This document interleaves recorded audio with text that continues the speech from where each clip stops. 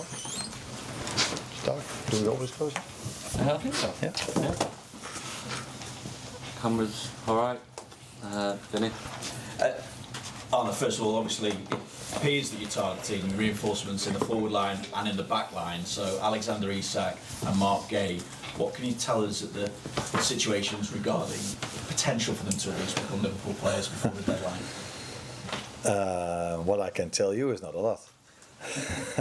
And if someone else is going to ask that question, it's going to be the same answer. So, as I've said so many times, and it's been shown on Friday as well, I could even impact the game Friday with the players we had on the bench. Federico came in, scored a goal. So it would be much nicer for us to talk about the players we have and for me. But I can also understand that you have to ask this question, but your superior probably told you, and I know what his answer is going to be. I told my superior. Oh, you? Okay. Or are you? At the same time, what are you expecting going to Newcastle? Because obviously a lot of things have been said off the pitch, so that could potentially add to the atmosphere as well as maybe even Newcastle's motivation. Yeah.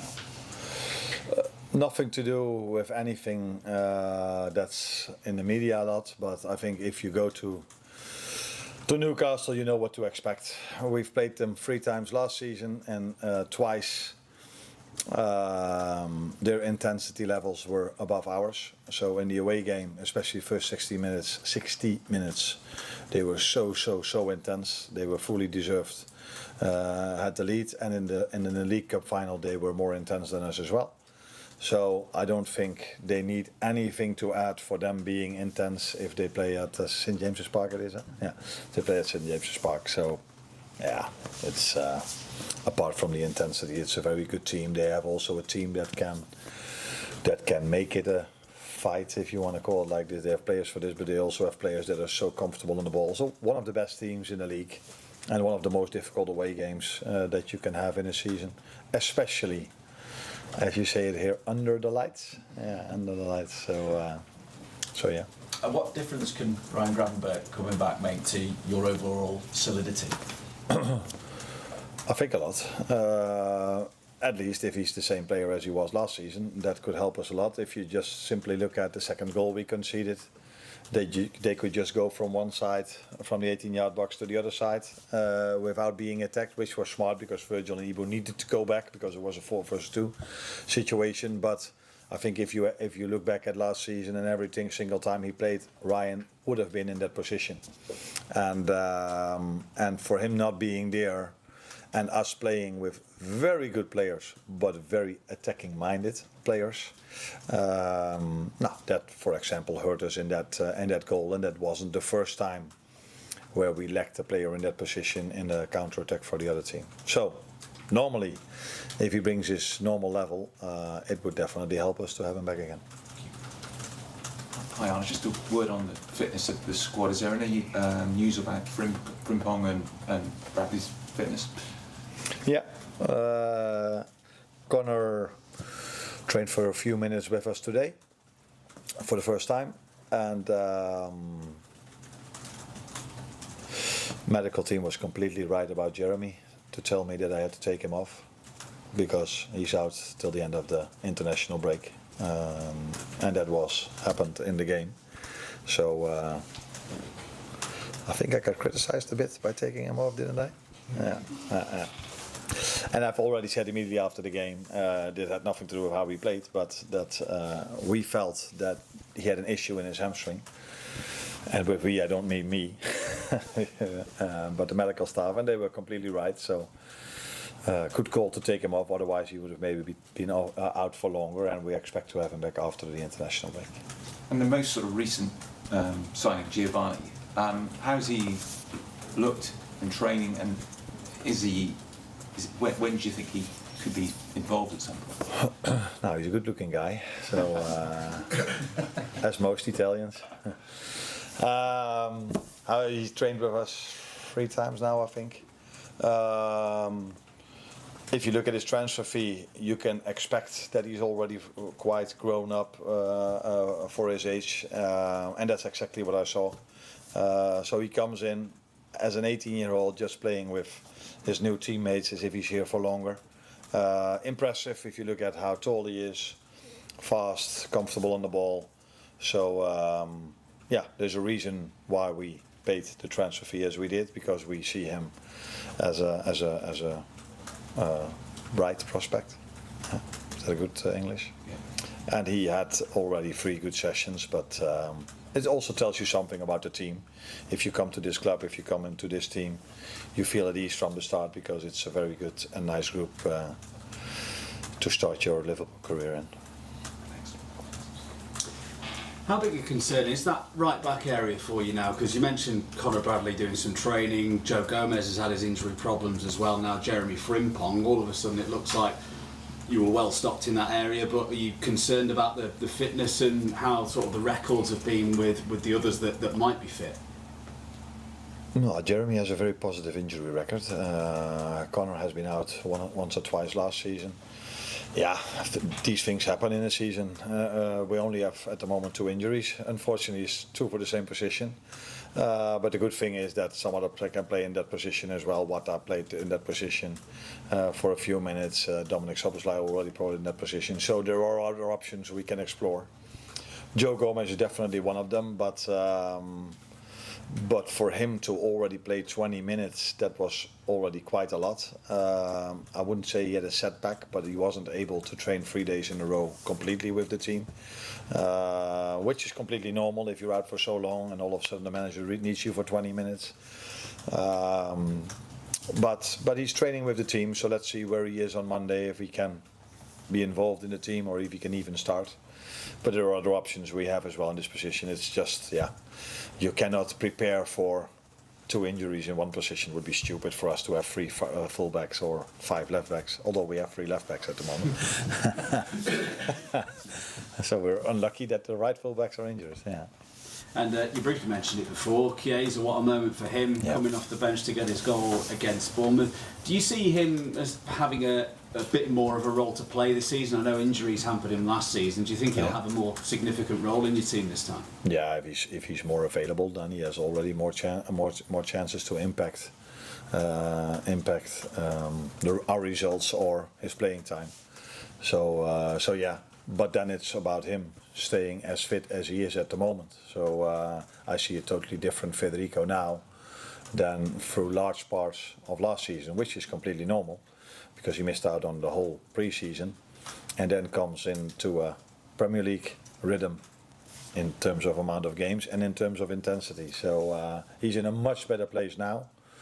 And as we can all see, when we needed a goal and I looked at the bench, I only had him and Rio, a 16-year-old, as attacking options. So yeah, for me, although Rio did really well in pre-season, it was quite a normal choice to make to bring him in, and he delivered. You obviously don't want to talk about specifics in terms of players coming in, but you mentioned maybe that lack of options in terms of attacking players coming on. Is it going to be a busy couple of weeks in terms of adding to your squad depth before the window closes? No, I don't think so, because then I should be unhappy with the squad we're having, and I'm very, very happy about the squad we are having. So I've always said maybe having 2 per position is ideal, but I prefer less than more, because you have to disappoint so many players every single time for them not even being in the squad, let alone not playing. So yeah, really happy with the squad, but as always, if we think we can improve in a certain position and there's a player available that can really make us better, which you could see with Giovanni Leoni, it's then this club has always shown that they bring these players in, but only if everything is what we want. So the right transfer fee, the right player, the right position, and the player that wants to come to us.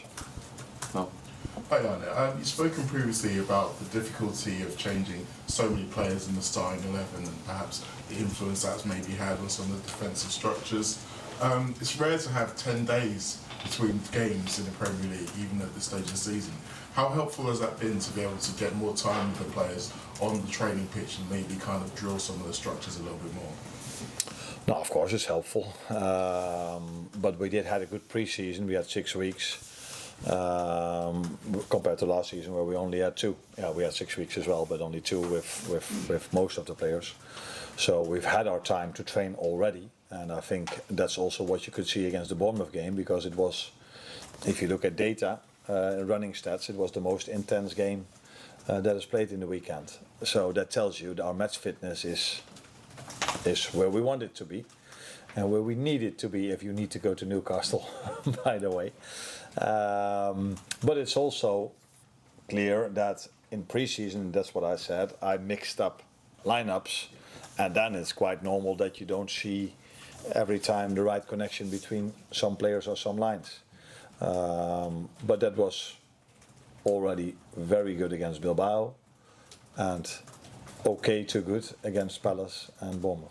Another thing about having new players in, I noticed that against Bournemouth and in fact in the second goal against Crystal Palace, they all came after double substitutions, in quite soon after making double changes. So is maybe getting used to the reorganising and getting used to some of the demands of those new players, is that maybe going to eradicate some of those issues as well?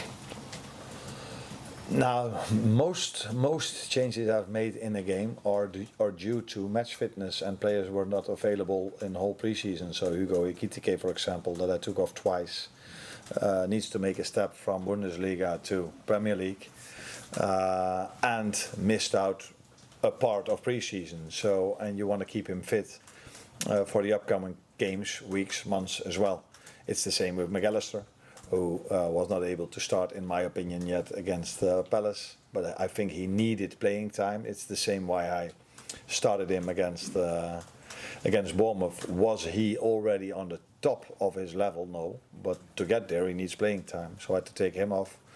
Now, I just spoke about Jeremy, who comes from a different league. And so, yeah, you need to take this into account, although that's sometimes difficult for a fan or a pundit, because they're like, yeah, well, you need to win this game. Yeah, we need to win this game, but we need to keep them fit for the rest of the season as well. And we do have players on the bench that are equal to the ones that start. So then you need to use your squad. So I see it as a coincidence that we've conceded our goals after the substitutions. But time will tell if I'm right or wrong. But on the other hand, we also scored a goal after a substitution. 2, by the way, from Federico and Mo. Last one with Carl. Hi, Arne. You spoke about Newcastle and how difficult the atmosphere will be there, but as a club, they've got a few issues at the moment in terms of, you know, they haven't got the transfers they probably wanted, their star striker is missing.